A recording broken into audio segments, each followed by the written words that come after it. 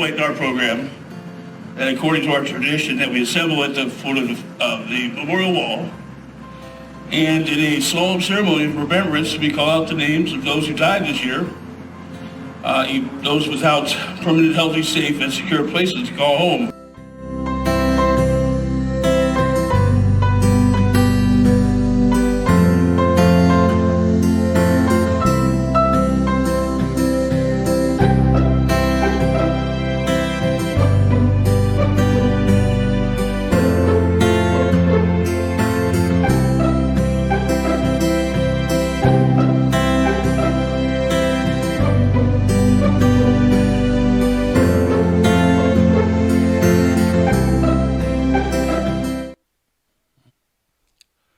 My name is Tim Houchin, and I'm the founder and executive director of Hope for Restoration.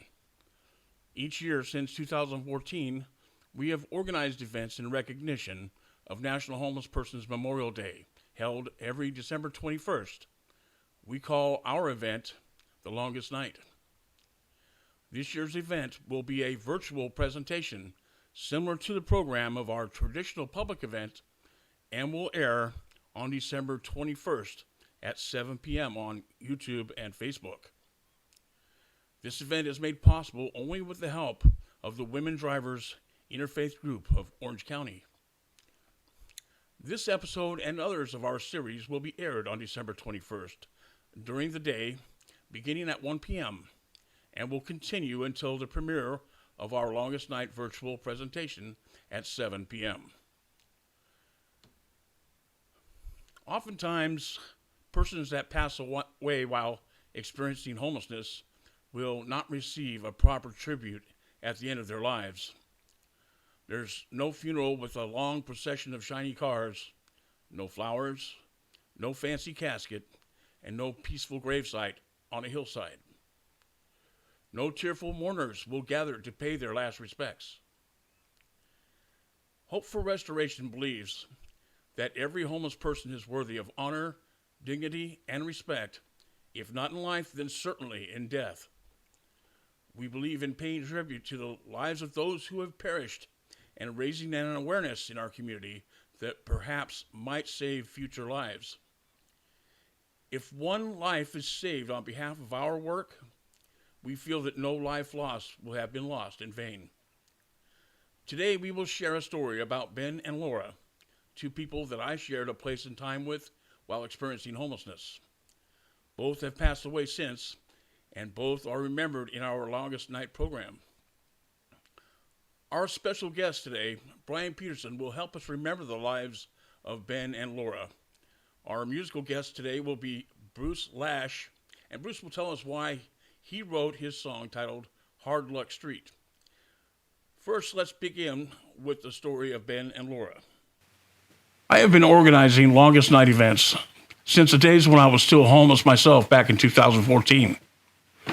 Several years ago, we came up with the concept of a temporary memorial monument that we would display upon the names of those who died homeless each year. Each year, I get another list of names, and each year, I come across a name of someone that I knew while I was homeless. And in recent years, the names of homeless clients that I'd worked with. There's always a certain sadness that I'm filled with when first realizing persons that I've known that have passed away. But I get a better feeling knowing that because of my work, these people will be remembered. Ben and Laura were two people that I was very familiar with during my days spent homeless at the Santa Ana Civic Center. They were just two of the many people that during that time were my extended family. Ironically, I met Ben in my first days of being homeless, and I met Laura in her first days of experiencing homelessness. Ben was in love with Laura, and Laura was not so much in love with Ben, it seemed, but nonetheless, they were very good friends of each other. I had not seen either of them since the day I left the Civic Center for a new life and a new place to live in permanent supportive housing in 2015. In 2018, I read a news article and found that Laura had passed away after being hit by a car near where she was living. She had been placed in permanent supportive housing just a few weeks before the accident. Later that year, when planning the Longest Night event, I found that Laura's name was not on the coroner's list of homeless deaths, but I took the liberty of adding her to our list of those that we would memorialize that year. A few weeks prior to the event, I was contacted by Ben, who was brokenhearted over Laura's death. Ben emailed me several times, making sure that her name was on our memorial wall and that her name would be called during our Longest Night candlelight vigil that year. I assured him that we would not forget her and asked if he would be attending the event. He said that he would try, but I was not convinced that Ben had transportation to the event. So I called Ben back and told him that I was too busy that day to give him a ride to the Longest Night event, but instead I would send a volunteer to pick him up at the shelter where he stayed and then have them return him after the event was over that evening. I spoke with Ben for a few minutes in person that evening during the Longest Night ceremony, and I could tell that he was very sad about the loss of Laura. I was happy that I was able to provide him transportation to the event, and Ben told me how grateful he was that I had helped him. I didn't hear from him or hear anything regarding his well-being after that evening until I seen the name of Reuben Cronstedt on my list from the coroner of people that died homeless during 2020. If I had not remembered his true name from the email correspondences, I may not have recognized that Ben was the person on my list who had passed away. At that moment, when I first realized that Ben's was the name on the list, I suddenly felt a hole in my heart and a heaviness from the loss of his life. In remembering Ben, I can't help but remember what meant most to him in life, and that was Laura. My memory of either one of them is incomplete without mentioning the other. My guest today is familiar with the story of Ben and Laura, and I have asked him to share his memories of both of them today. I have with me Brian Peterson. Brian, can you tell us a little about yourself and what it is that you do? Yeah, my name is Brian Peterson, and I have an organization here in Santa Ana called Faces of Santa Ana. And for over 5 years, I've been going out into the streets, meeting my neighbors experiencing homelessness, becoming their friends, painting their portraits, alongside telling their stories. And then we ultimately sell the paintings and use the money to help them pursue some dreams or maybe necessities in their life, ultimately building friendship and trust in a people group that's not always easy to build friendship and trust. So we use art as a conduit to relationship. Okay. Please tell us how you remember Ben and Laura. Yeah, so this was, it must be about 3 years ago, maybe more. I got to check the dates here. But I first painted Ben. And I was introduced to Ben through another person that I painted. Often that's how it happens. I'll paint someone and then they'll say, wow, you have to meet my friend. And so that's how I met Ben. Ben was truly like a gentle giant. You know, he was a really big guy, had the kindest heart, the most gentle personality, truly caring. And when I met Ben, Ben was like, you have to meet my friend Laura. And around this time, this is when Ben started really like professing his love for Laura. Like he wouldn't stop talking about Laura. I would go up to Ben and I'd see him on First Street and I'd say, Ben, how are you? And he'd say things like, oh man, Laura's not doing so well. And so he would never talk about himself. He would always talk about Laura when I asked him about himself.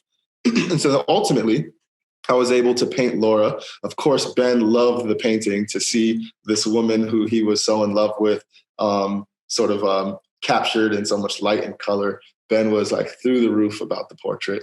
And so it's funny because ultimately Ben and Laura's paintings sold. But I remember when Ben's painting sold, I forgot how much we raised for him. It was somewhere around like $1,000 or $1,500 or something. And it was funny because Ben used probably like 90% of his proceeds on Laura. He was like, Laura needs this, Laura needs a tent, Laura needs a cart, Laura needs a phone.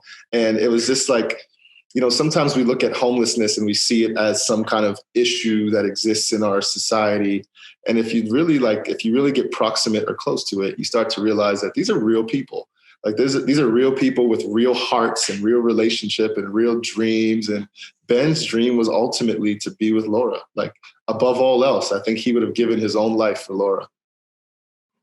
So ultimately, Laura passed away, might have been 2 years ago now, but this year we lost Ben. And after Laura passed away, Ben would always text me. We would always exchange texts on Facebook and through his regular phone. But it was like every single day he would text me about how he can't wait to see Laura again.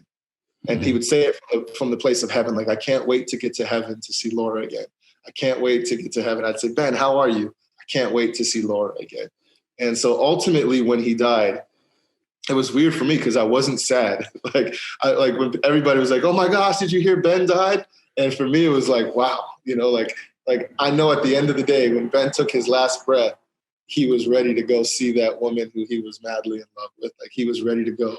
And so there was no sadness for me. I was like, wow, Ben is up there with Laura. And so that was really special. It was a special moment when he passed. I wasn't as sad as I thought I would be because I knew his heart. I wanted to mention a little about the beautiful murals that you have painted. It seems as everywhere I go in Santa Ana, I see your murals. What is it that you're working on these days? This coming Monday, you're going to like this. I'm starting a mural in the shelter called the Yale Navigation Center. Yeah, I know. That's going to be Orange County's largest shelter. And it's going to be a courtyard. So we're installing a huge mural in there that really touches on the humanity of our neighbors experiencing homelessness.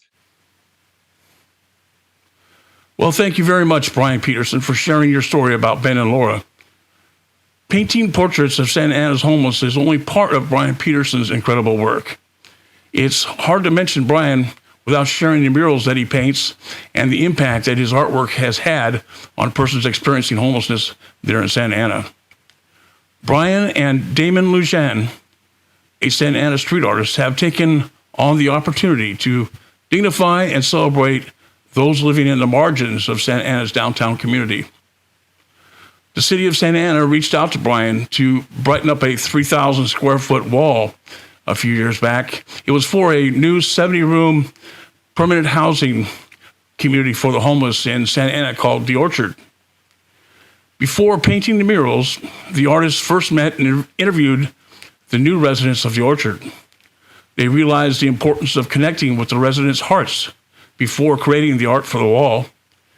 This was, in fact, the start of the mural. Their stories and hearts became the inspiration for the large wall comprised of 12 portraits and many symbols derived from their interviews. The full project took about 6 days to complete, and along the way, Brian and Damon had the opportunity to spend time with Daniel, a 14-year-old resident of The Orchard.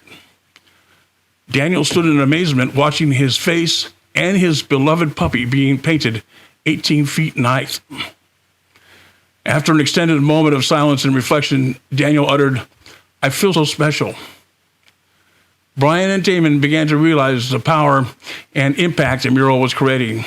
They asked Daniel, on a scale of 1 to 10, how special do you feel? And Daniel responded, definitely a 10. It's always been on my bucket list to be painted.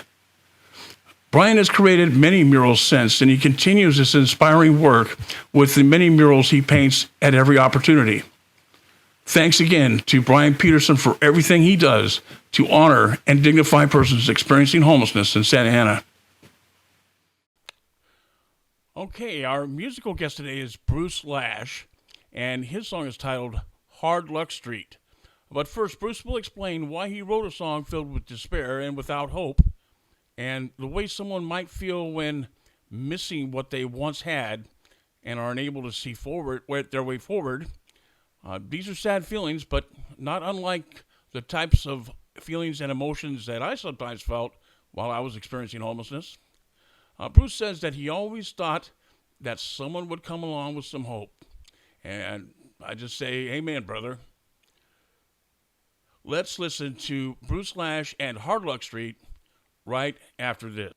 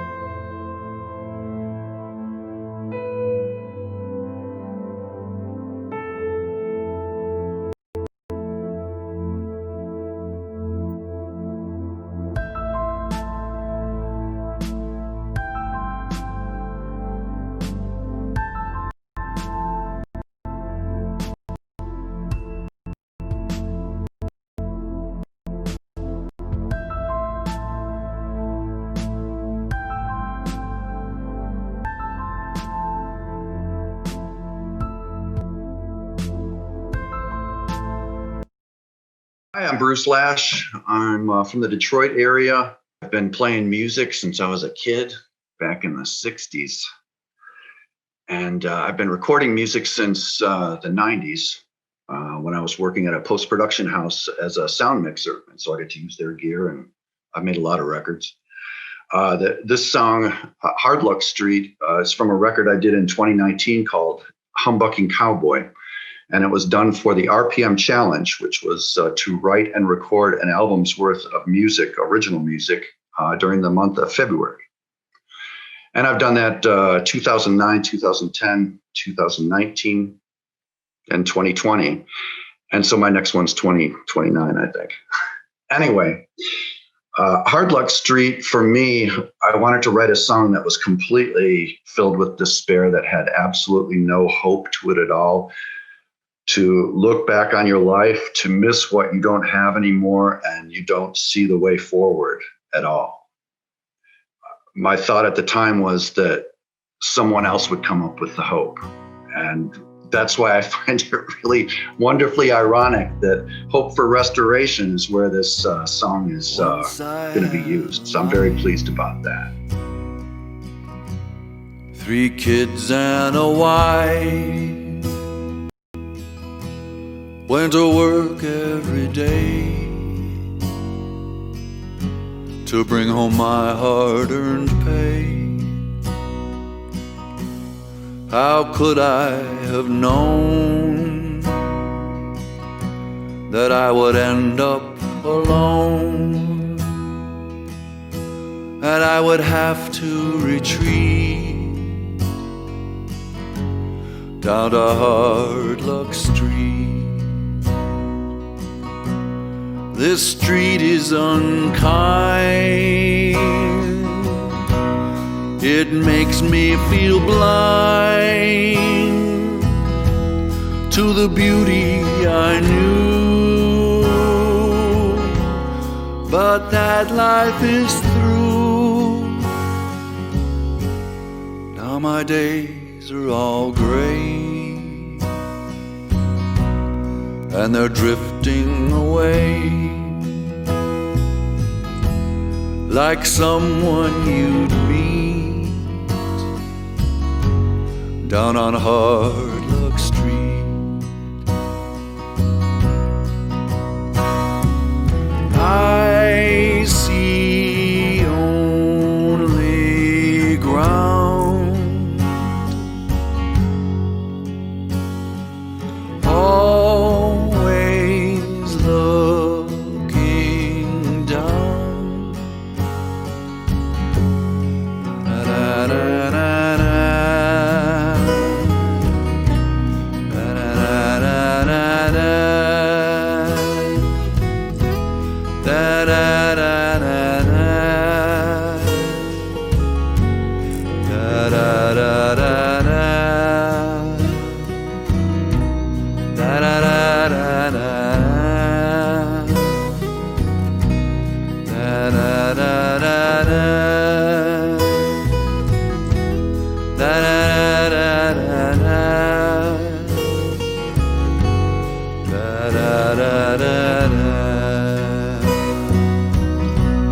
I got nothing to give,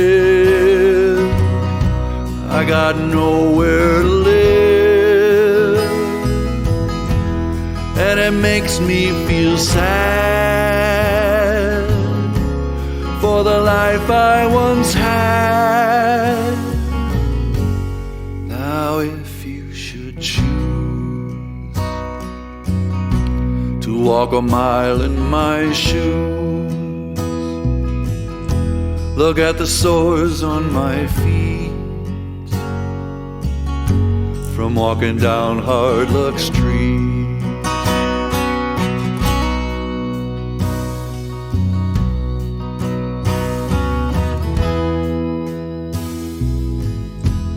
I bow to defeat down on Hard Luck Street.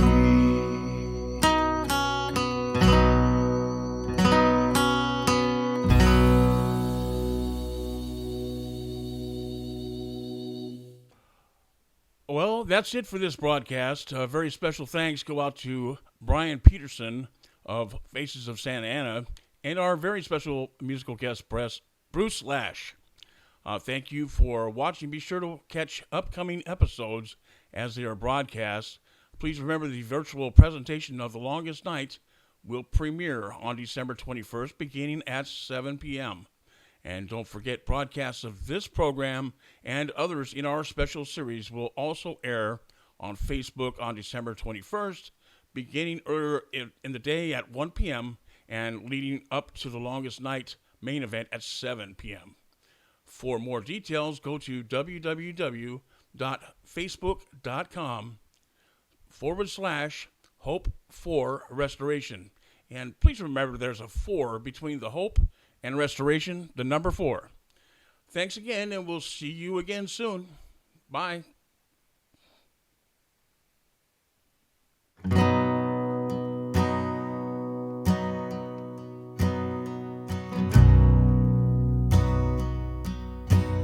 Once I had a life, 3 kids and a wife. Went to work every day to bring home my hard-earned pay. How could I have known that I would end up alone, and I would have to retreat down to Hard Luck Street. This street is unkind. It makes me feel blind to the beauty I knew. But that life is through. Now my days are all gray, and they're drifting away like someone you